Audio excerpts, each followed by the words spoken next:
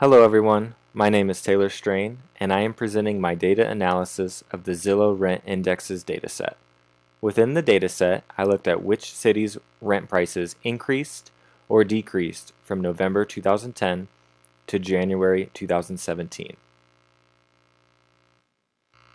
After analyzing the Zillow Rent Indexes dataset, I saw the problem.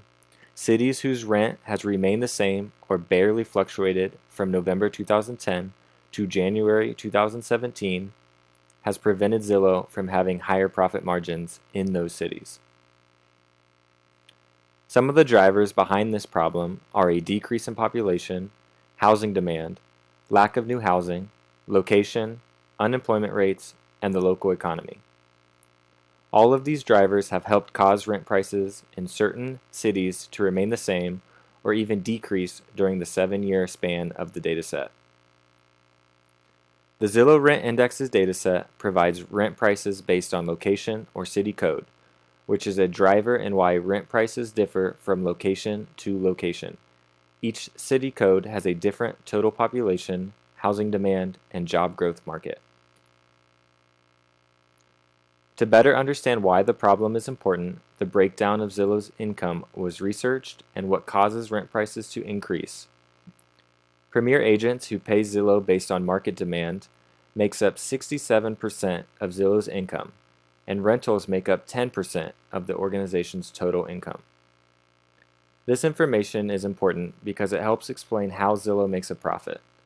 Zillow charges rental property management companies to advertise on their website, and if a city's median rent has not increased, then rental property managers may not want to use Zillow, or property managers choosing to not use Zillow could be a reason why the median rent has remained the same over such a long period of time.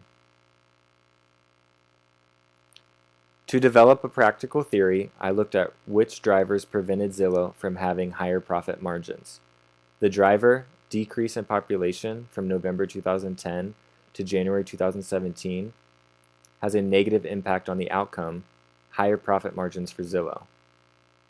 Zillow makes 67% of its revenue from premier agents. Zillow charges for advertisements and leads based on market demand, which premier agents pay for. If a city's population is decreasing, then fewer premier agents are purchasing leads from Zillow. The problem exists because the population in a specific city decreased during the time span of the dataset. My practical theory is, cities with a decrease in population from November 2010 to January 2017 saw their rent prices decrease or remain the same during that time span. To test my practical theory, I used two specific metrics that are derived variables. The two metrics being compared are rent fluctuation and population fluctuation. I gathered city population data from November 2010 and January 2017 to compare with the rent prices from the Zillow Rent Indexes dataset. The derived rent fluctuation variable was calculated by subtracting November 2010 and January 2017 rent prices for each city.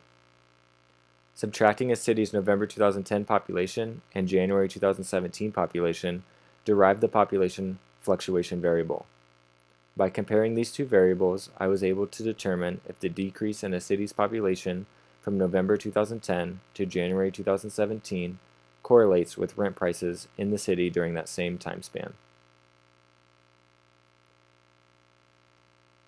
This graph shows the relationship between the two derived variables, rent fluctuation and population fluctuation.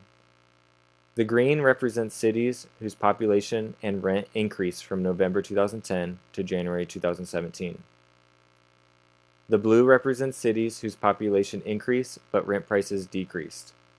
The yellow marker represents cities who decreased in population but their rent prices increased. The red marker represents cities who decreased in both population and rent.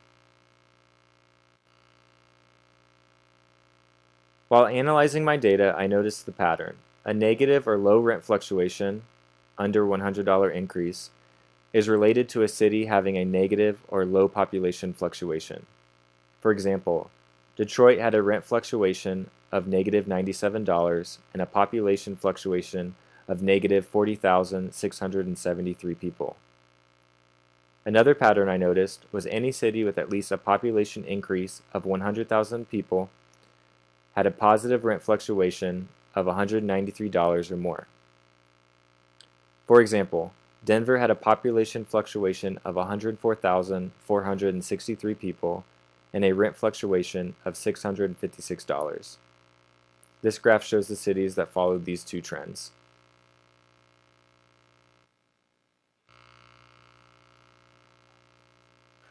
Based on my data analysis, I recommend Zillow focuses on selling advertisements and leads to premier agents in cities whose population has increased over 100,000 people from November 2010 to January 2017. If Zillow focuses on the cities that are growing, they should be able to increase their profit margins. I also recommend Zillow use fewer resources and focus less of their attention on cities that have a negative population fluctuation from November 2010 to January 2017. Cities who have a negative population fluctuation during that time span have had a negative or low rent fluctuation, which means there is not a demand for housing in those cities. The strengths of my data analysis include the Zillow Rent Indexes dataset and the derived variable rent fluctuation. The Zillow Rent Indexes dataset provided a large data sample and accurate data for my analysis. By using the Zillow Rent Indexes dataset, I was able to derive the rent fluctuation variable from an accurate dataset, which provided a high level of confidence in the results. The rent fluctuation variable strength is it shows the cities that have increased or decreased in rent from November 2010 to January 2017. Another strength of my data analysis is the patterns or trends that were produced. From the data analysis, I am able to make recommendations to Zillow based off the trends. The weaknesses of my data analysis include the use of population data from multiple sources and the level of confidence in the population fluctuation variable. During the research process, I used population data for November 2010 from one source and compared it to population data for January 2017 from a different source. Since data was compared from different sources, makes the confidence in the results limited. The population fluctuation variable was derived from the two population datasets, which lowers the confidence in the results of that variable. Another weakness from my data analysis is it doesn't take into consideration Zillow's profit margins in each city. Future research should be conducted to learn which cities Zillow has the largest profits in and determine if it correlates to the cities with an increase in population. Thank you.